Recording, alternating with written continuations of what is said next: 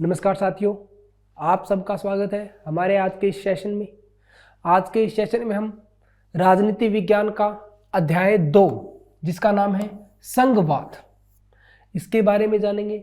यानी कि जो संघ सरकार होती है उसकी क्या रूपरेखा होती है, वो कितने प्रकार की हो सकती है, या किस देश में कौन से प्रकार की संघ सरकार है, या किस प्रकार की शासन व्यवस्था है। तो आज के इस अध्याय में हम उसी शासन व्यवस्था की बात करेंगे कि ये संघवाद क्या होता है, ये क्यों जरूरी है, और ये शासन व्यवस्था कितने रूपों में बंटी हुई है, इसके कौन कौन से स्तर हो सकते हैं, उन सब चीज़ों के बारे में हम हमारे आज के इस अध्याय में जानेंगे। तो आइए शुरू करते हैं हमारा आज का अध्याय संघवाद। सबसे पहले बच्चों कि शासन की वह व्यवस्था जिसमें किसी देश की अवयव इकाइयों और एक केंद्रीय शक्ति के बीच सत्ता की साझेदारी हो, उसे संघवाद कहते हैं। जैसे कि बच्चों भारत की सरकार, भारत में केंद्र की सरकार होती है और राज्य स्तरों पर अलग अलग सरकारें होती है, पर उन सब के अंदर जो सर्वोच्च शक्तिशाली जो सरकार मानी जाती है वो होती है केंद्र सरकार। यानी कि जो राज्य सरकारें होती है वो उसके अधीन कार्य करती हैं। संघीय व्यवस्था की महत्वपूर्ण विशेषताएं। अब मैं बात करूंगा कि संघीय व्यवस्था क्यों आवश्यक है या इसके क्या लाभ है, यानी कि इसकी विशेषताओं की बात करूंगा मैं। तो संघ सरकार 2 या अधिक स्तरों वाली होती है। जैसे कि बच्चों मैं बात करूं, प्रारंभ में हमारे यहाँ 2 स्तर की थी जिसमें सिर्फ राज्य सरकारें और केंद्र सरकार थी, पर बाद में धीरे धीरे ग्राम पंचायत स्तर पे भी सरकारें बनने लगी। यानी कि बाद में उसके स्तर कितने हो गए थे, 3 स्तर हो गए थे। इसीलिए यहाँ लिखा गया बच्चों 2 या 3 स्तरों वाली होती है। अलग अलग स्तर की सरकारें एक ही नागरिक समूह पर शासन करती है। जैसे बच्चों जो केंद्र सरकार होती है वो भी भारत के हर एक नागरिक पे शासन करती है, ऐसे ही राज्य सरकारें भी हर नागरिक पे शासन करती है, इनके अपने राज्य के नागरिकों पर। तो एक ही नागरिक पे दोनों का शासन होता है। पर कानून बनाने यानी कि बच्चों केंद्र सरकार भी कानून बना सकती है, राज्य सरकार भी कानून बना सकती है। दोनों ही कर वसूलने का काम भी करते हैं। यानी कि प्रशासन का उनका अपना अपना अधिकार क्षेत्र होता है। अधिकार क्षेत्र का मतलब कि कौन सी सरकार किस विषय पर कानून बनाने के लिए उचित है, या कौन सी सरकार किस विषय पर कानून बना सकती है। ये कानूनों के विषय भी बच्चों बंटे हुए होते हैं। कुछ ऐसे विषय होते हैं जिसपे सिर्फ राज्य सरकार कानून बना सकती है, और कुछ ऐसे विषय होते हैं जिसमें सिर्फ केंद्र सरकार कानून बना सकती है, और कुछ ऐसे भी विषय होते हैं जिसमें दोनों सरकारें मिलकर आपस में कानून बनाती हैं। तो विभिन्न स्तरों की सरकारों के अधिकार क्षेत्र संविधान में स्पष्ट रूप से वर्णित होते हैं, जैसे कि मैंने आपको बताया। और संविधान के मौलिक प्रावधानों को किसी एक स्तर की सरकार के अकेले नहीं बदल सकती। यानी कि अगर बात आती है बच्चों मौलिक अधिकारों की, तो ऐसा नहीं है कोई भी एक सरकार, यानी कि जो केंद्र स्तर पे है वो या राज्य स्तर पे है वो अकेले बदल सके। इसके लिए दोनों सरकारों का एक साथ कार्य करना जरूरी होता है। अदालतों को संविधान और विभिन्न स्तर की सरकारों के अधिकारों की व्याख्या करने का अधिकार है, यानी कि एज ए अंपायर की भूमिका निभाता है बच्चों। केंद्र और विभिन्न राज्य सरकारों के बीच सत्ता का बंटवारा हर संघीय सरकार में अलग अलग किस्म का होता है। जैसे कि मैंने बच्चों आप कुछ ऐसी सरकारें का आपका एग्जांपल, यूएसए के अंदर जो सरकार है वो अलग प्रकार की है, भारत के अंदर जो सरकार है वो अलग प्रकार की है। तो मैं उन कुछ एग्जांपल्स को लेके चलूंगा कि संघीय सरकारों के भी अलग अलग रूप हो सकते हैं, और उनके क्या रूप होते हैं उनके बारे में भी मैं बात करूंगा। पहला तरीका, 2 या अधिक स्वतंत्र राष्ट्रों को साथ लेकर एक बड़ी इकाई गठित करने का, यानी कि 2 अलग अलग सरकारों को एक साथ लेकर एक बड़ी इकाई बना देना। संघीय शासन व्यवस्था के गठन का दूसरा तरीका है बड़े देश द्वारा अपनी आंतरिक विविधताओं को ध्यान में रखते हुए राज्यों का गठन करना, और फिर राज्य और राष्ट्रीय सरकार के बीच सत्ता का बंटवारा कर देना। तो 2 प्रकार से अलग अलग तरीके हो सकते हैं। सबसे पहले अगर मैं बात करूँ भारतीय गणराज्य की, देखो बच्चों जो गणराज्य शब्द है ये हमारे भारतीय संविधान में इसका उल्लेख कहीं भी नहीं है, पर फिर भी हमारी जो सरकार है वो संघीय सरकार ही होती है। देखिए कैसे होता है इसके बारे में। हालांकि भारत के संविधान में गणराज्य शब्द का उल्लेख नहीं है, लेकिन भारतीय राष्ट्र का निर्माण संघीय व्यवस्था पर हुआ है। यानी कि ये जो एक लोकतांत्रिक सरकार होती है, ये संघीय व्यवस्था होती है, उसी के ऊपर भारत की सरकार का निर्माण हुआ है। भारत के संविधान में मूल रूप से 2 स्तर के शासन तंत्र का प्रावधान रखा गया है। संविधान की अगर मैं बात करूं तो 2 स्तर यानी कि केंद्र स्तर और राज्य स्तर। एक स्तर पर केंद्रीय सरकार होती है जो भारतीय संघ का प्रतिनिधित्व करती है, और दूसरे स्तर पर राज्य सरकारें होती हैं जो राज्यों का प्रतिनिधित्व करती हैं। बाद में इस व्यवस्था में एक तीसरी स्तर को जोड़ा गया, जिसे पंचायत और नगरपालिका के रूप दिया गया। जैसे कि मैंने आपको पहले भी बताया, प्रारंभ में 2 ही स्तर थे और बाद में तीसरे स्तर को जोड़ दिया गया। ये बच्चों 1947 का भारत आपको दिखाई दे रहा है। इसके अंदर अलग अलग प्रांतों के अंदर भारत को बांट रखा है। धीरे धीरे भारत का एकीकरण हुआ, अलग अलग राज्यों के अंदर बंटना प्रारंभ हुआ था। संघीय व्यवस्था के मुख्य लक्षण, यानी कि संघीय किस व्यवस्था को संघीय व्यवस्था कहा जा सकता है, या कौन सी व्यवस्था संघीय व्यवस्था होती है, उसके बारे में बात करेंगे। इस प्रकार की शासन व्यवस्था में 2 या 2 से अधिक स्तर होते हैं। शासन के भिन्न स्तरों द्वारा नागरिकों के एक ही समूह पर शासन किया जाता है। हर स्तर का अधिकार क्षेत्र अलग होता है। जैसे कि मैंने आपको बताया कि राज्य के अधिकार अलग होते हैं, यानी कि राज्य जिन विषयों पर कानून बना सकता है वो विषय अलग है, केंद्र जिन विषयों पर कानून बना सकता है वो विषय अलग है। संविधान में सरकार के विभिन्न स्तरों के अधिकार क्षेत्रों के बारे में साफ साफ उल्लेख किया गया है। हर स्तर की सरकार का अस्तित्व और अधिकार क्षेत्र को संविधान में गारंटी मिली है, यानी कि संविधान में लिखित है। संविधान के मूलभूत प्रावधानों को बदलना सरकार के किसी भी स्तर द्वारा अकेले संभव नहीं होता, यानी कि अकेले कोई भी सरकार, जैसे कि मैंने पहले भी इस अध्याय के अंदर बात की कि अकेले कोई भी सरकार मौलिक अधिकारों को बदलाव नहीं कर सकता। इसमें दोनों सरकारों का आपसी सामंजस्य में होना आवश्यक है। यदि ऐसे किसी बदलाव की जरूरत होती है तो इसके लिए सरकार के दोनों स्तरों की सहमति की आवश्यकता पड़ती है, यानी कि दोनों एक साथ काम करने आवश्यक है। न्यायालय का यह अधिकार होता है कि वह संविधान का अर्थ निकाले और सरकार के विभिन्न स्तरों के कार्यों की व्याख्या करे, यानी कि संविधान के अंदर किस प्रकार की सरकार का कैसा कार्य है इसका उल्लेख करना जो काम होता है वो होता है न्यायालय का।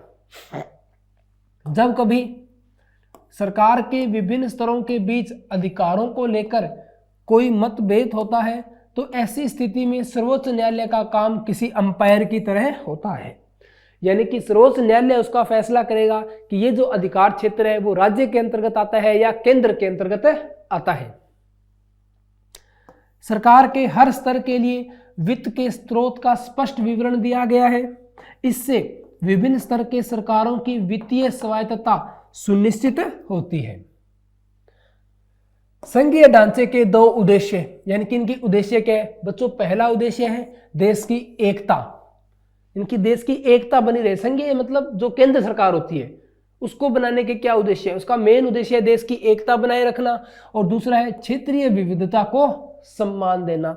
जैसे कि आपको पता है बच्चों, भारत के अंदर अगर मैं भाषाई आधार पे देखूं तो बहुत से लोग हैं, ऐसे ही क्षेत्रीय जो होते हैं उनके रीति रिवाजों के आधार पर, यानी कि कई तरह से बंटवारे हैं भारत के अंदर, तो उन सबका सम्मान करना काम है केंद्रीय स्तर या संघीय सरकार का।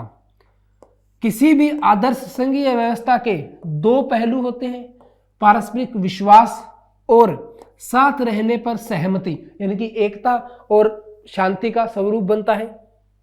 ये दोनों पहलू संघीय व्यवस्था के गठन और कामकाज के लिए महत्वपूर्ण होते हैं, यानी कि एक स्वस्थ लोकतंत्र के लिए जरूरी होते हैं।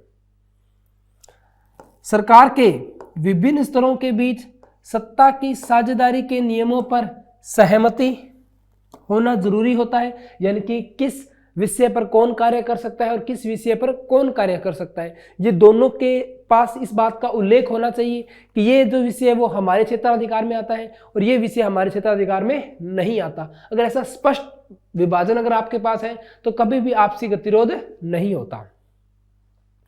विभिन्न स्तरों में परस्पर यह विश्वास भी होना चाहिए कि वे अपने अपने अधिकार क्षेत्रों को मानेंगे और एक दूसरे के अधिकार क्षेत्रों में दखल अंदाजी नहीं देंगे। यानी कि अगर केंद्र सरकार का कोई विषय है तो उसके ऊपर कानून सिर्फ केंद्र सरकार ही बनाएगी, इसके बीच में दखल अंदाजी राज्य सरकारें नहीं करेंगी, और राज्य सरकार के विषय पर जो कानून है वो केवल राज्य सरकार ही बना सकती है, इसके अंदर केंद्र सरकार कोई दखल अंदाजी नहीं करेगी। संघों के निर्माण के 2 तरीके हैं जो निम्नलिखित हैं कि कैसे संघ का निर्माण किया जा सकता है। पहला देखो, कि सबको साथ लाकर संघ बनाना, यानी कि अलग अलग क्षेत्रों के अंदर जो सरकार बनी है उनको सबको एक साथ ले आओ और उसे संघ का नाम दे दो। तो इस प्रकार की व्यवस्था में स्वतंत्र राज्य स्वतः एक दूसरे से मिलकर एक संघ का निर्माण करते हैं। देखो बच्चों, ऐसा नहीं है कि केंद्र के लिए अलग चुनाव हो और राज्यों के लिए अलग चुनाव हो, एक साथ सभी चुनाव हो, हर एक जगह एक साथ सरकार चुनी जाए और वो ही सरकार एक संघीय सरकार के रूप में कार्य करे।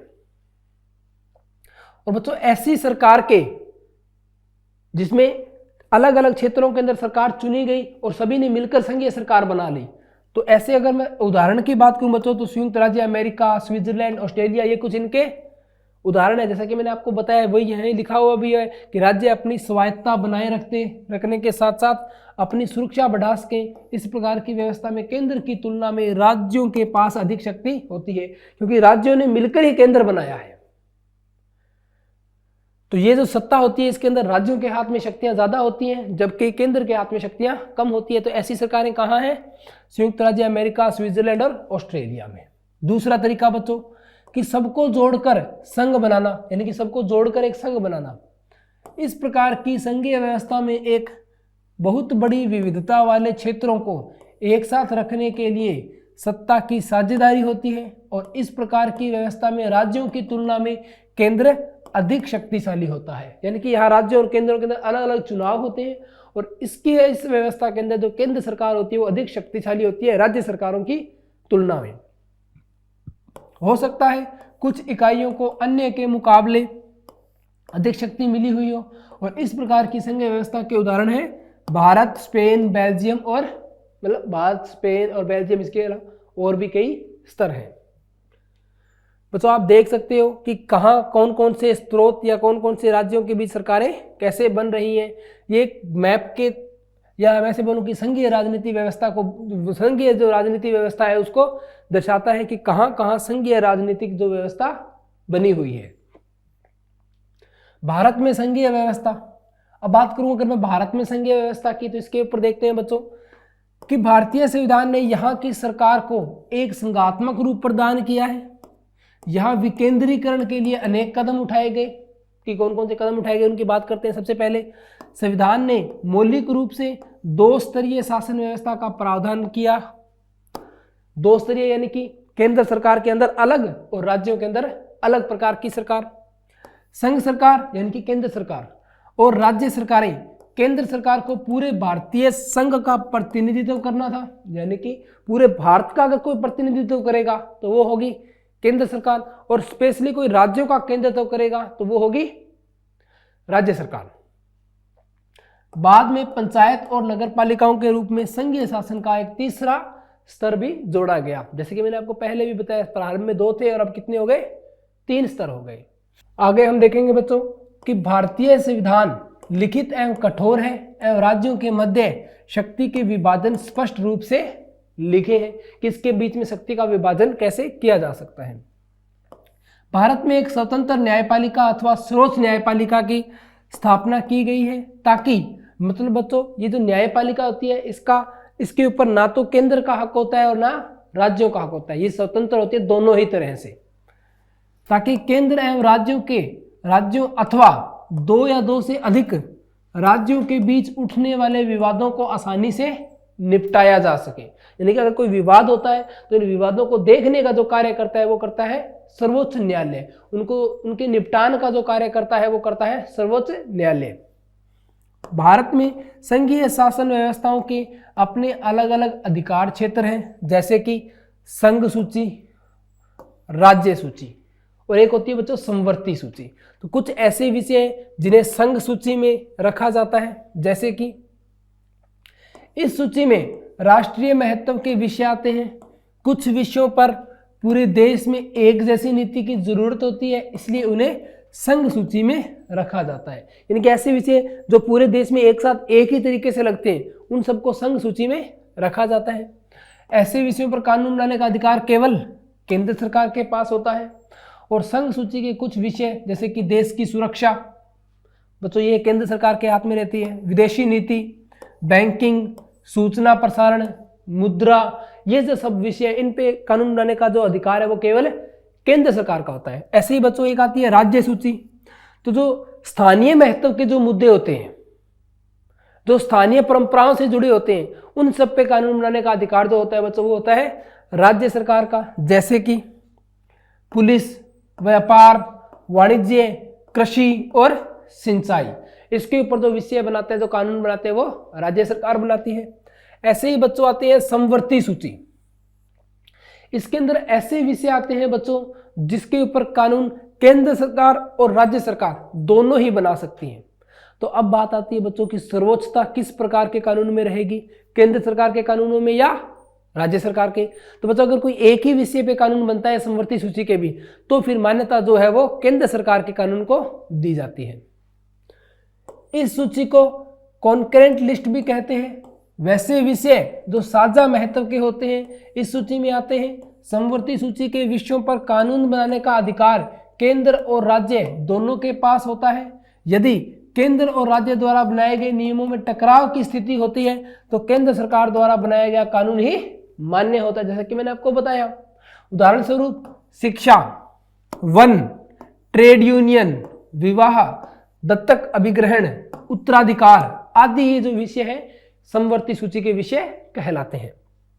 और जो बची हुई लिस्ट है इनके अलावा भी जो विषय बच गए, तो वैसे विषय जो ऊपर ही दी गई किसी भी लिस्ट में न हो उन्हें बचे हुए विषयों की लिस्ट में रखा जाता है।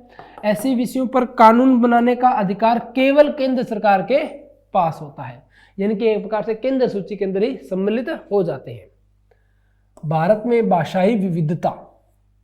बच्चों भारत में कुल 1500 प्रकार की भाषाएं बोली जाती हैं, जिनमें से 22 भाषाओं का उल्लेख हमारे भारतीय संविधान के अंदर भी किया गया है।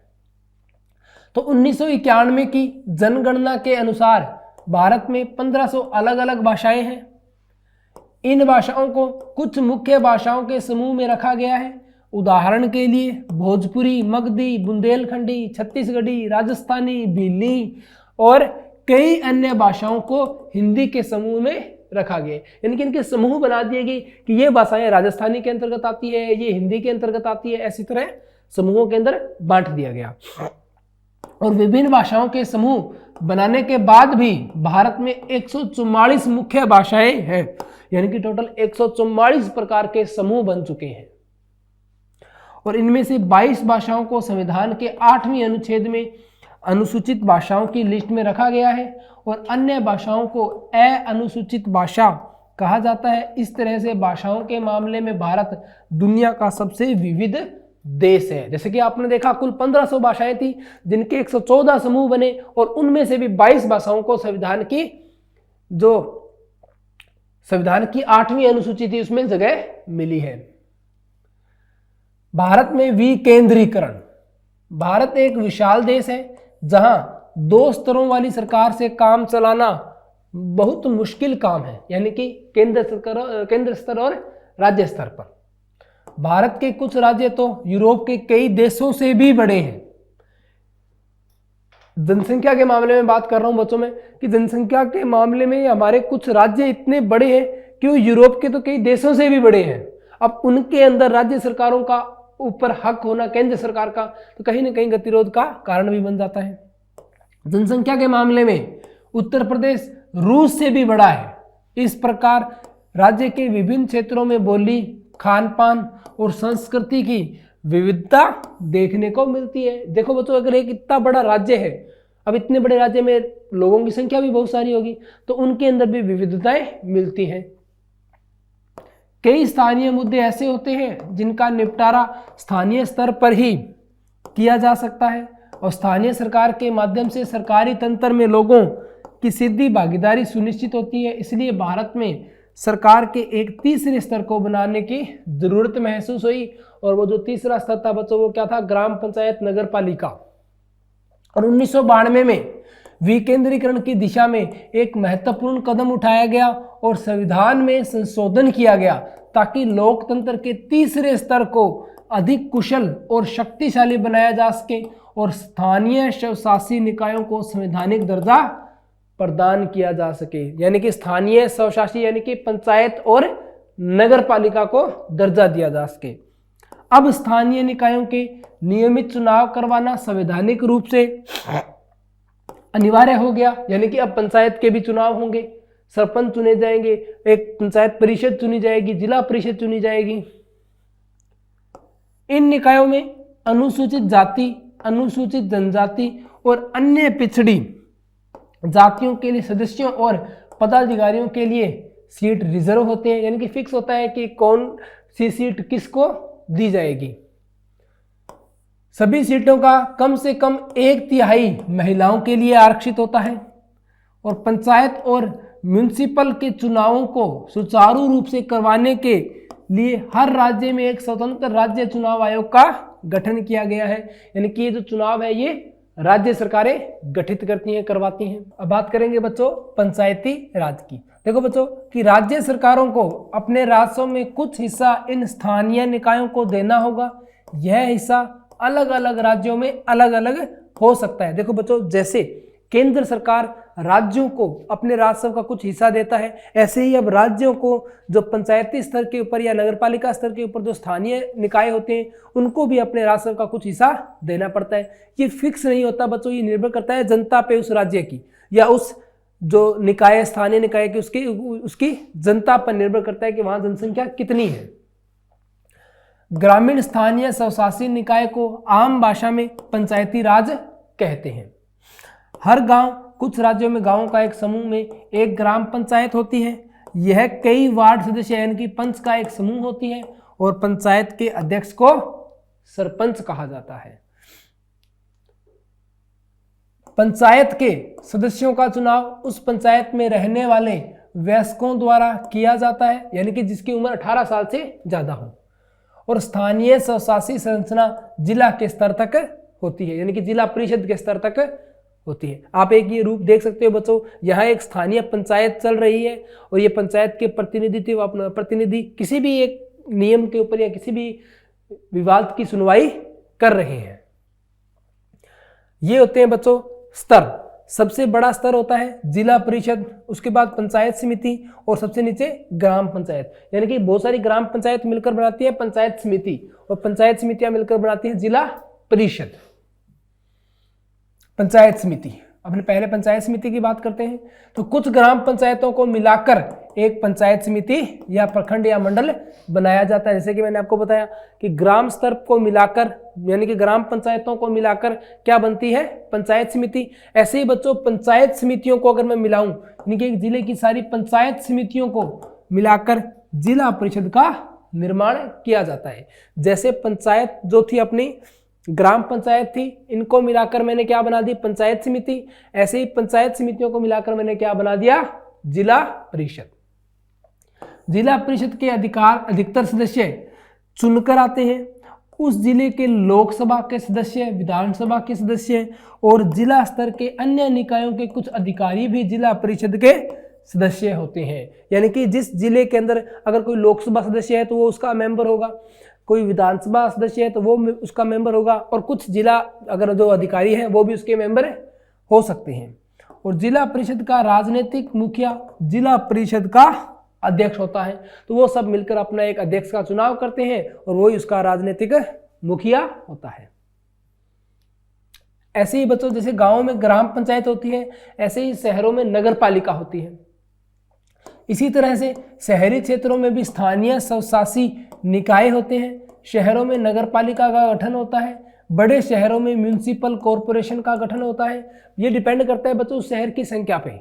अगर संख्या थोड़ी कम है तो नगर पालिका और संख्या ज्यादा है तो म्युनिसिपल नगर पालिका या कॉरपोरेशन। इनके सदस्य हैं वार्ड काउंसिलर। अब बच्चों होता क्या है, हर एक वार्ड के अंदर एक वार्ड काउंसिलर बनता है, तो वो आपस में मिलकर इसके सदस्य का काम करते हैं और आपस में मिलकर अपना एक अध्यक्ष का चुनाव करते हैं और लोगों द्वारा चुने जाते हैं। फिर ये सदस्य अपने चेयरमैन का चुनाव करते हैं और म्युनिसिपल कॉरपोरेशन में इसे मेयर कहा जाता है। यानी कि अगर नगर पालिका स्तर पे है तो उसे चेयरमैन कहेंगे और म्युनिसिपल स्तर पे है तो उसे मेयर कहा जाता है।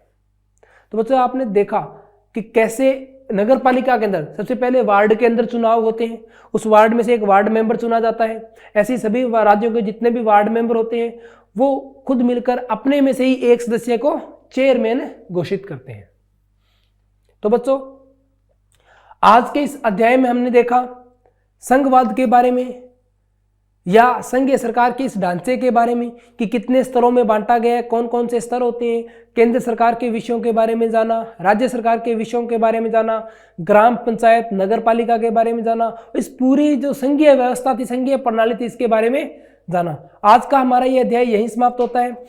अब हम मिलेंगे हमारे अगले अध्याय के साथ, तब तक के लिए धन्यवाद।